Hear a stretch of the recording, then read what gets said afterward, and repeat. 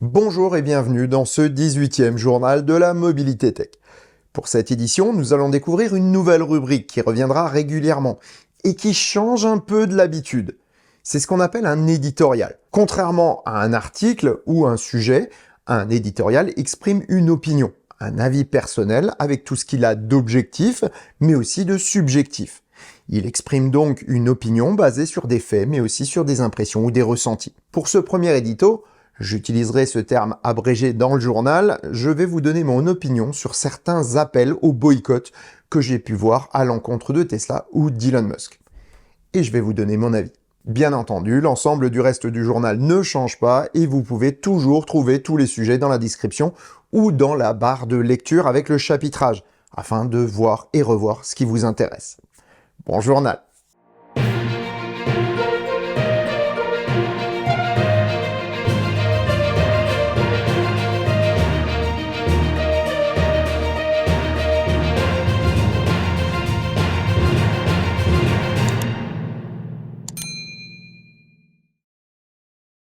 Pour ouvrir ce journal, je voulais vous annoncer que celui de la semaine prochaine devrait être remplacé par une vidéo que beaucoup attendent. Je ne voulais pas la programmer un mercredi car elle durera assez longtemps. Plus d'une heure probablement. Sa programmation sera aussi changée pour être mise en ligne dimanche matin à 10 h, afin de donner le temps à tous de la voir pendant la journée. Cette vidéo sera la revue technique et l'essai de la nouvelle R5 électrique en version techno, avec pas mal de choses que vous ne trouverez pas dans des essais traditionnels.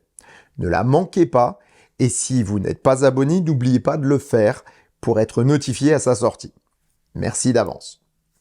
Et maintenant, place au journal. Elon Musk fait parler de lui en ce moment, et ce n'est pas vraiment en bien.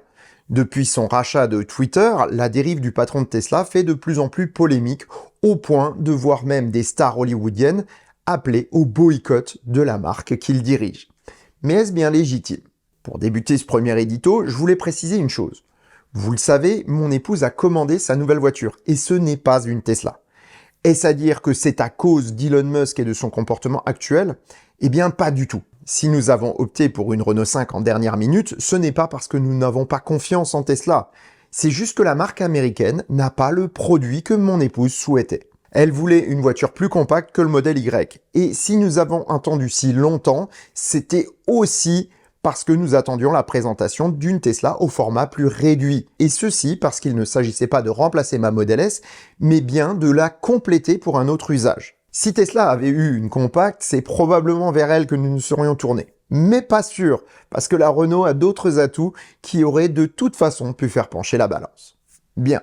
Ceci étant dit, voyons ce que je pense du boycott lancé par des célébrités californiennes. Si je voulais me faire l'avocat des détracteurs de Musk, je pense que oui, ce monsieur déraille en ce moment. Et c'est pour de bonnes raisons selon lui. Mais je pense qu'il est dans l'erreur.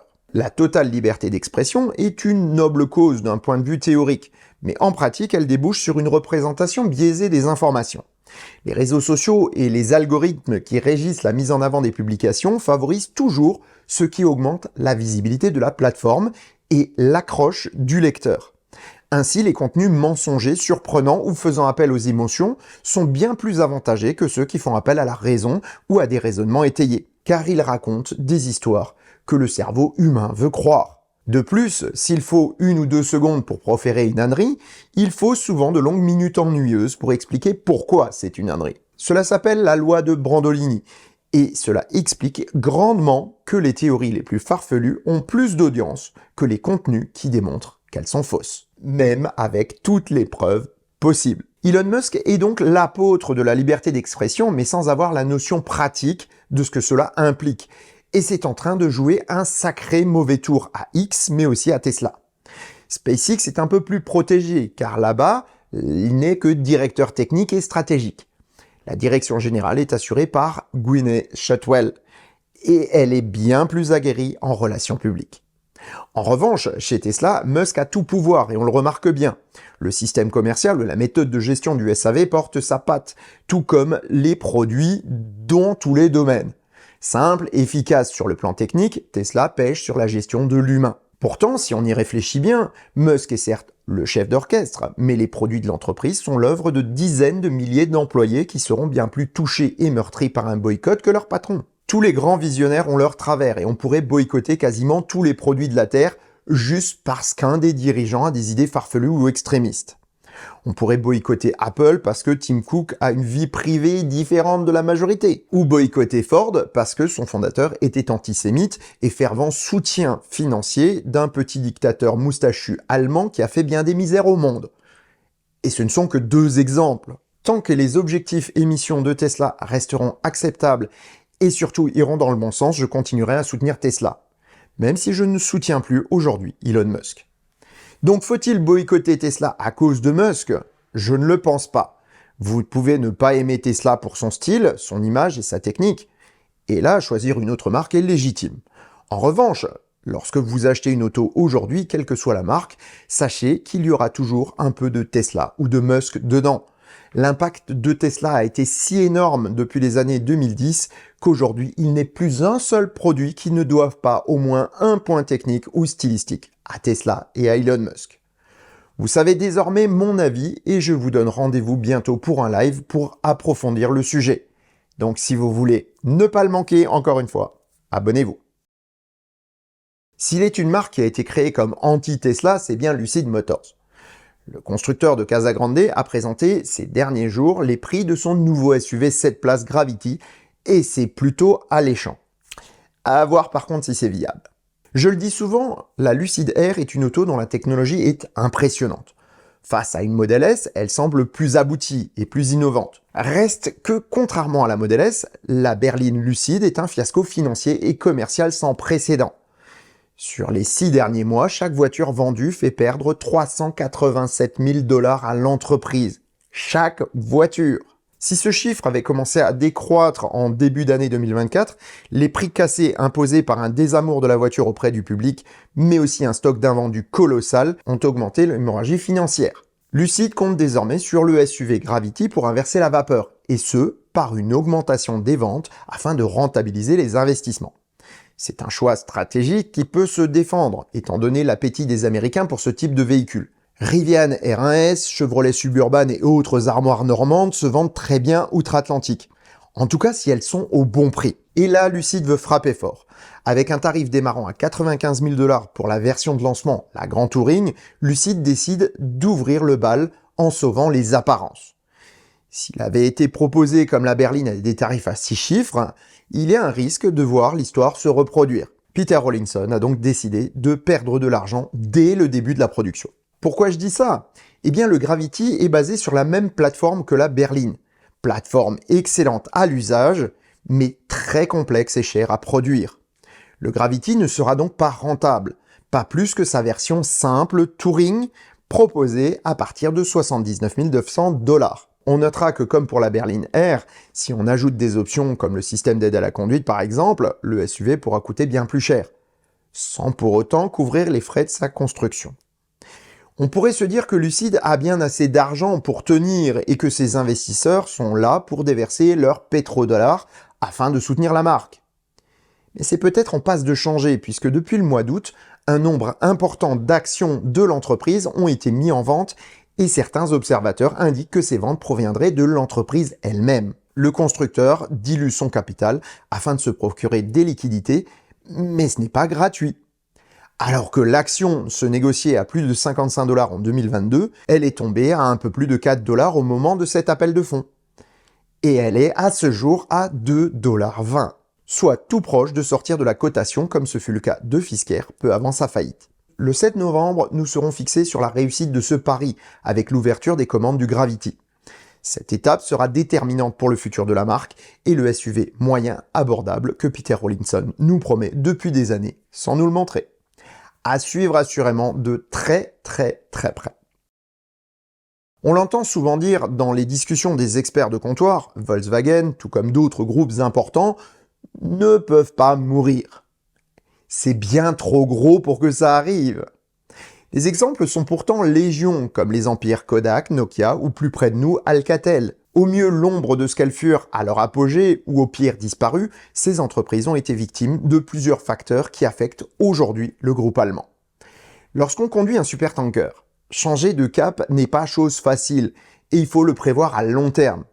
Les décisions du passé ont donc une importance capitale, tandis que les mesures d'urgence pour éviter le naufrage sont bien souvent inopérantes. Voilà ce que le groupe Volkswagen est en train de vivre. Alors que le cap de la voiture électrique était acté sous la direction d'Herbert Diess, le fonctionnement rigide et immobiliste de l'entreprise ont conduit à des choix pas très judicieux, même à l'époque. La gamme ID aurait pu être une formidable plateforme de lancement, si elle n'avait pas dû répondre à certains impératifs traditionnels du constructeur. En effet, réduire ses marges, ou même perdre de l'argent aujourd'hui pour assurer les gains futurs, ne fait pas partie des habitudes de l'entreprise. Et l'ID3 est né avec un handicap majeur. Une qualité moindre et un logiciel conçu à la va-vite pour compenser les surcoûts de la technologie de propulsion. Dans le même temps, les autres constructeurs investissaient le marché du haut de gamme avec des véhicules chers, mais rentables, qui eux ne faisaient pas de compromis sur l'usage ou la qualité. Volkswagen a voulu chanter cette étape en allant directement aux voitures plus abordables. Dans le même temps, la Chine entrait dans l'ère électrique pour son marché local et prenait des mesures contre les gros moteurs thermiques, force majeure des constructeurs allemands. Ainsi, les ventes de produits germaniques ont décru dans ce pays qui représentait une part majoritaire dans les bénéfices de Volkswagen, BMW ou Mercedes, ce qui a conduit à une crise majeure pour tous les constructeurs allemands. Avec le changement de capitaine, le supertanker Volkswagen a tenté un changement d'approche. ID4, ID Buzz ou ID7 arrivent sur des marchés plus rémunérateurs. Mais dans le même temps, les investissements pour les produits futurs, donc potentiellement plus aboutis, sont gelés. De plus, les produits de Volkswagen sont boudés en Europe et n'atteignent pas les prévisions, alors que d'autres constructeurs font leur place sur ce marché. Le tanker Volkswagen fait donc face à des commandes contradictoires qui l'empêchent de changer franchement de cap, et entre en même temps en zone de turbulence, tandis que d'autres constructeurs ayant pris une autre route plus audacieuse évitent la tempête. Aujourd'hui, le navire approche dangereusement des côtes et il faut prendre des mesures d'urgence pour éviter la marée noire. 2 usines vont être fermées, tandis que les investissements cruciaux pour la rentabilité future d'autres unités de production sont purement et simplement abandonnés. Volkswagen va aussi lâcher du lest pour tenter de retrouver de la manœuvrabilité, en procédant à des licenciements. Alors que d'autres naviguent sereinement et peuvent choisir des voies axées sur le futur, comme la conduite autonome, Volkswagen ne peut que subir une situation au lieu d'en être l'acteur. Le salut viendra peut-être de Chine ou des États-Unis, aux grandes dames de ceux qui glorifiaient encore il y a peu la technologie germanique. Volkswagen a en effet décidé de tenter une approche à la chinoise. Si les Asiatiques ont copié l'Occident, il est temps d'en faire de même. Et le recrutement d'ingénieurs chinois est acté pour la marque allemande en parallèle de partenariats avec Xpeng ou Rivian. En conclusion, Volkswagen est en mauvaise posture, mais pas encore échoué. Il reste une petite chance de voir le mastodonte allemand se sortir de ce mauvais pas. Et c'est tout ce qu'on lui souhaite, car même si on n'aime pas l'entreprise, une marée noire n'est jamais une bonne chose pour personne. Si la voiture électrique change notre rapport à l'énergie, c'est bien plus les nouveaux moyens de production qui vont conduire à une refonte de l'architecture des heures pleines et heures creuses dès août prochain. Voyons ce que cela peut changer pour nous et quelles économies on pourra en tirer. Le système des heures pleines et creuses est en place depuis des décennies, sans grand changement notable. Il a été conçu historiquement pour prendre en compte l'utilisation de l'énergie par les consommateurs et surtout dépendait de moyens de production linéaires. Or, les énergies nouvelles arrivent en force, ce qui rebat les cartes pour la répartition des productions sur le réseau. De plus, les habitudes de consommation ont aussi changé, avec la multiplication des appareils multimédia ou des systèmes de chauffage. Ajoutez les voitures électriques et vous avez un panorama totalement différent de celui qui a conduit à l'adoption des plages horaires actuelles. C'est pour remédier à cela que la Commission de régulation de l'énergie a proposé de nouvelles plages plus adaptées. Cette proposition n'est pas encore figée, mais devrait déboucher sur des changements significatifs. En hiver, la plage horaire habituelle 23h-6h du matin devrait être maintenue pour la plupart des usagers, car la production photovoltaïque est bien plus faible qu'en été. Pour cette dernière période par contre, les panneaux solaires produisent beaucoup, et plutôt que de stocker cette énergie, autant la consommer de suite. C'est plus efficace et évite les pertes de rendement des stockages. La CRE propose donc des heures creuses supplémentaires au moment des pics de production, entre midi et 15h. Voilà qui pourrait s'avérer intéressant pour recharger son auto ou programmer certains gros consommateurs en journée plutôt que la nuit. On notera que la commission a émis plusieurs autres recommandations de plage horaire, mais celle que je vous ai donnée semble avoir la préférence d'Enedis. Il faut aussi préciser que tous les usagers ne seront pas logés à la même enseigne, puisque l'informatisation du réseau électrique permet de tenir compte de spécificités locales et donc de conditions de production ou de consommation différentes selon les régions. On voit que le réseau électrique se modernise afin de devenir plus efficient, et surtout afin de limiter l'augmentation des moyens de production déjà largement dimensionnés aujourd'hui. Si tous les moyens de production linéaires, donc ne dépendant pas de la météo ou de l'ensoleillement, étaient utilisés à plein, on aurait de quoi doubler la consommation si elle était faite intelligemment. Comme dans l'automobile, mieux exploiter les moyens de production et donc les investissements fixes permet de réduire la pression tarifaire tout en augmentant les profits pour le producteur. Voilà un cercle vertueux qui demande quelques efforts pour changer un peu ses habitudes, mais finalement, je pense que ça en vaut le coup. J'étais fermement décidé à ne pas parler de Stellantis dans ce journal, mais l'actualité a encore frappé. Je martèle depuis longtemps que les véhicules électriques de Stellantis n'ont pas été conçus pour plaire, mais plutôt pour faire vendre les thermiques et hybrides du groupe. Et aujourd'hui, c'est pas moi qui le dis.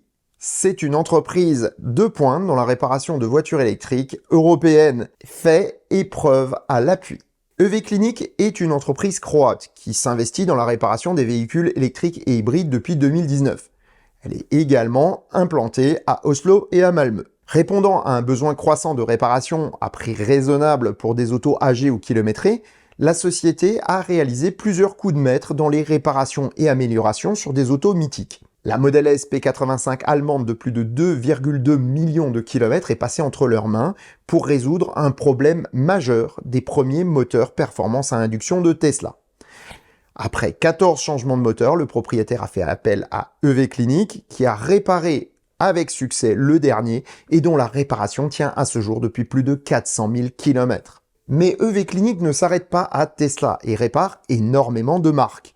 C'est ainsi que j'ai personnellement suivi les péripéties des réparations des moteurs Mercedes produits par ZF et décidé d'éliminer le QC définitivement de mes choix possibles d'achat pour une seconde voiture.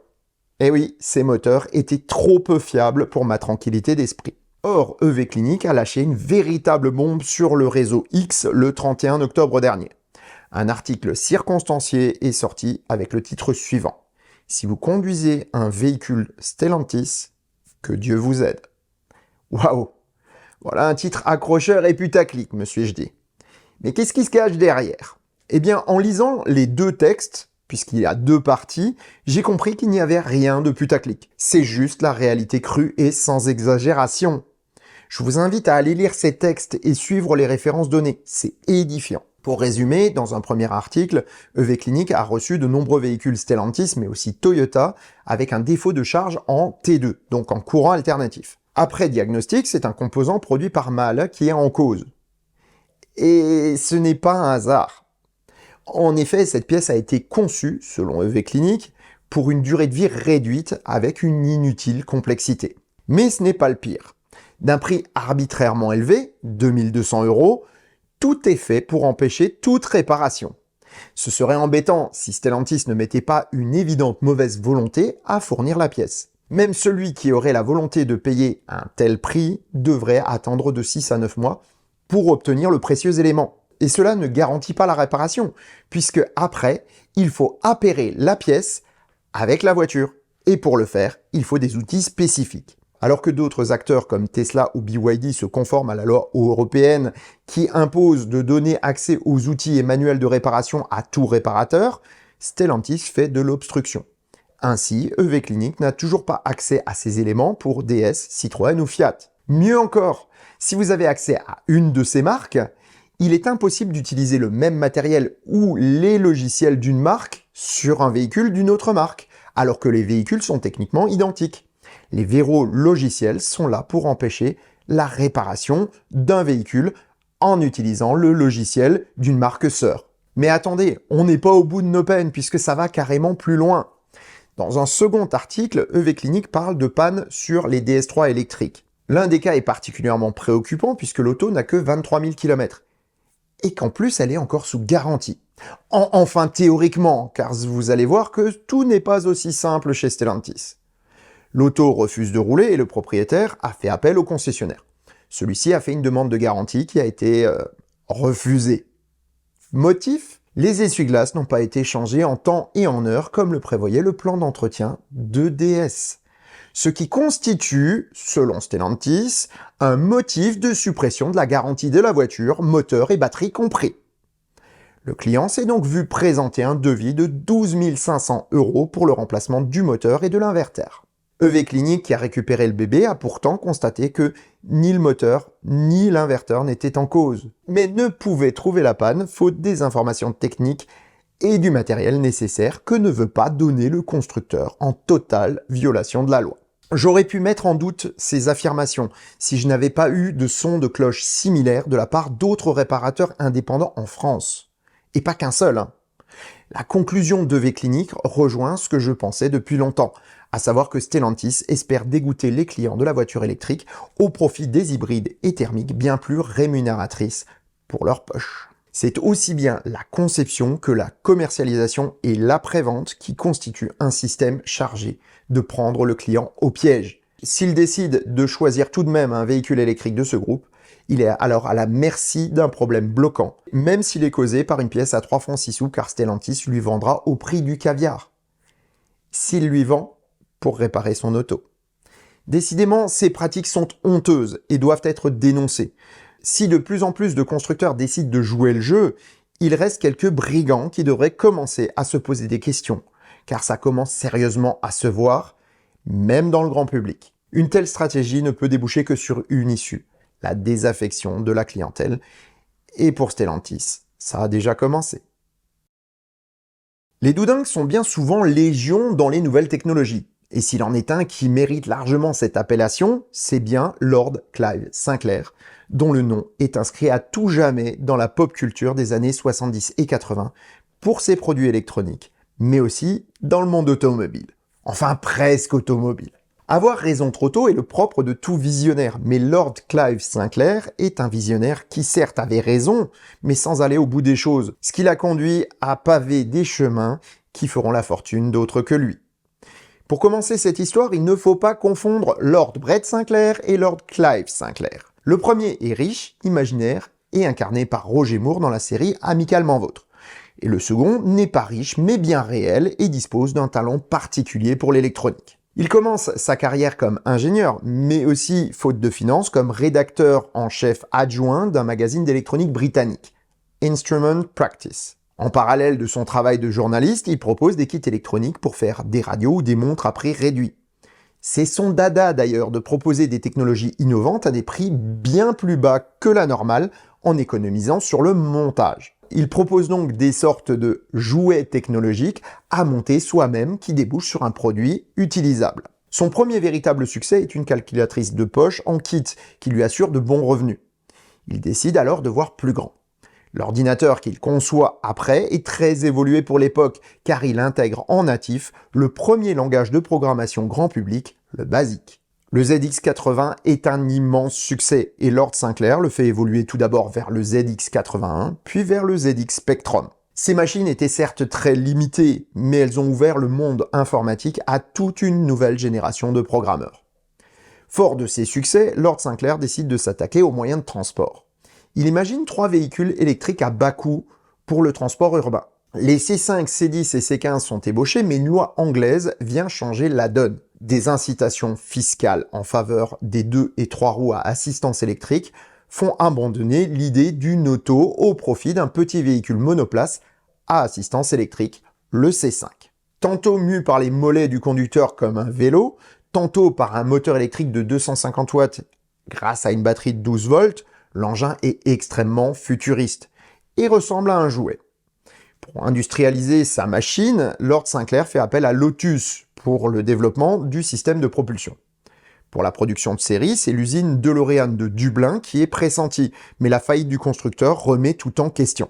Or, la petite machine à la carrosserie en plastique ressemble aussi un peu à un aspirateur. Sinclair se dit que finalement se rapprocher d'un fabricant d'aspirateurs n'est pas forcément idiot, puisqu'il n'y a pas foncièrement de différence à produire l'un ou l'autre. Et c'est donc le fabricant Hoover qui accepte de lancer la production. Après une présentation calamiteuse en plein hiver dans un parc sur une colline, conditions totalement hors sol pour une machine ouverte sans grande puissance, les ventes ne décollent pas. Et pour cause. Sinclair parvient contre vents et marées à vendre 5000 exemplaires de la machine alors qu'il pensait en écouler 200 000 par an. Mais la sauce ne prend pas. Hoover, qui a déjà produit 14 000 machines, demande son paiement. Et Sinclair n'a pas d'argent pour payer. Il décide alors de le vendre dans certaines chaînes de magasins de surplus, en le présentant comme un jouet à 75 livres sterling. Lord Sinclair est ruiné, et pour s'en sortir, il vend les droits et design de ses ordinateurs à Amstrad. Lorsqu'on voit ce que l'entreprise britannique en fera et le succès qu'ils ont eu avec leurs produits, on ne peut qu'être désolé pour Lord Sinclair. Il œuvrera dans la mobilité électrique jusque dans les années 2000 avec des produits minimalistes comme des vélos ou l'ancêtre des trottinettes électriques. Mais le Sinclair C5 ne reviendra pas à la vie. Si cette machine ne parviendra jamais à atteindre l'aura des ordinateurs de son créateur, elle a tout à fait sa place dans l'histoire de la pop culture des années 80, aux côtés des ZX80, des premières consoles Atari et des calculatrices Texas Instruments qui ont façonné la jeunesse des personnes de ma génération. Merci Lord Clive Sinclair de nous avoir fait rêver. Si le concept de la semaine a des roues, des moteurs électriques et une batterie, il a aussi des ailes qui ne servent pas seulement comme pièces de carrosserie, mais surtout à voler. Dans ce sujet, ce n'est pas seulement sur un concept, mais sur deux que nous allons nous pencher, car ils sont complémentaires et pourraient bien aussi intéresser l'automobile. Le premier concept est, vous l'avez compris, un avion. On ne parle plus ici de taxi volant utilisant la portance délivrée par des rotors multiples, mais un vrai avion de ligne. L'idée naît en 2015 en Israël à la création d'une entreprise appelée Aviation, pour la compression de EV et aviation. L'objectif de la start-up est de créer un avion de transport régional à court rayon d'action, 100% électrique, dont les coûts d'exploitation seraient aussi réduits que possible. En 2018, l'entreprise parvient à assembler un modèle réduit radiocommandé de 290 kg pour valider le concept. Celui-ci fait son premier vol sans souci et un avion grandeur nature est mis en chantier. Niveau architecture, l'appareil a 3 moteurs pour la propulsion. 2 sont en bout d'aile et 1 à la queue. Les moteurs sont produits par Mani-X et ils délivrent 280 kW chacun. Pour contenir le poids, la structure de l'appareil fait appel aux matériaux composites et elle sera fabriquée en France, à Vannes pour être précis. Les batteries utilisent la technologie lithium polymère. Ces cellules LiPo sont déjà très utilisées dans le monde des véhicules radiocommandés ou des drones, mais elle est aussi connue pour sa propension à prendre feu au moindre incident. Malheureusement, ou heureusement d'ailleurs, ce qui devait arriver arriva. Le premier prototype de l'Aviation Alice prend feu en avril 2020. Il est totalement détruit, mais heureusement sans qu'il n'y ait de blessés. Ce premier avion qu'avaient admiré les visiteurs du Salon du Bourget 2019 a donc fait long feu, sans mauvais jeu de mots, et Aviation est retourné à la planche à dessin. Pourtant, malgré les déboires de l'entreprise, les commandes affluent, et pas seulement d'acteurs de second rang. DHL a en effet commandé 12 versions cargo de l'Alice, tandis que la totalité des commandes s'élève à plus de 150 appareils à ce jour. Il faut dire que grâce aux soucis du premier prototype, Aviation a remis en cause son design, et le second Alice est bien différent du premier. C'est visible surtout au niveau des moteurs, qui ne sont plus que 2, placés sur l'empennage arrière. L'option batterie lithium polymère est abandonnée pour des raisons de sécurité, et la nouvelle batterie est plus lourde, tout en ayant moins de capacité. L'Alice voit donc son design amélioré, mais ses performances réduites. Alors que le premier prototype visait les 1300 km d'autonomie, le nouveau design limite le rayon d'action à 800 km, tandis que la vitesse est réduite de 440 à 400 km/h. C'est dans cette configuration que le prototype de l'Alice a fait son premier vol en septembre 2022 sous le regard des journalistes. Le vol ne dure que 8 minutes, mais il démontre que le concept fonctionne. Les ingénieurs d'Alice ne sont pourtant pas au bout de leur peine, puisque les vols d'essai suivants montreront plutôt une autonomie de 500 km, ce qui est trop juste pour un appareil commercial. Ils travaillent actuellement à trouver le bon pack de batterie pour offrir le rayon d'action voulu au départ. Et là, c'est le second concept qui entre en jeu. CATL, et oui, encore eux, a présenté en avril 2023 une batterie dont les caractéristiques pourraient bien permettre à Aviation de prendre son envol. La cellule à matière condensée du chinois prétend disposer de 500 Wh par kilo, avec une technologie sûre et compatible avec les standards aéronautiques. CATL annonce travailler avec des constructeurs d'avions, et il ne serait pas inintéressant de voir ces cellules dans la carlingue de l'Alice. Avec quasiment 2 fois plus d'énergie qu'avec les batteries traditionnelles, Eviation pourrait bien gagner son pari, aussi bien pour les performances que pour les coûts d'utilisation. On parlerait ici de 3000 km d'autonomie pour un avion de 9 places. En planifiant le remplacement du pack et l'entretien réduit des moteurs, le coût de l'heure de vol d'un tel appareil serait de l'ordre de 200 $, soit un tiers du coût d'un avion équivalent à un moteur à piston. Et la différence serait encore plus importante avec un jet. Voilà qui ouvre de belles perspectives à l'aviation électrique, mais aussi à d'autres secteurs. Une voiture électrique serait largement plus légère avec ses batteries, et les standards aussi bien aéronautiques qu'automobiles permettraient de penser à un réemploi de ces packs une fois déclassés de leur usage en mobilité. En clair, ce sont de nouvelles perspectives qui s'ouvrent, et on a hâte de voir tout cela se réaliser. Voilà, ce journal est terminé, il me reste à vous donner rendez-vous mercredi pour une vidéo courte que j'ai pas encore déterminée, mais surtout dimanche prochain pour l'essai de la Renault 5 électrique. Et sur ces bonnes paroles, je vous souhaite bonne route et vous dis à bientôt pour un prochain épisode de Choucroute Garage. Portez-vous bien. Ciao.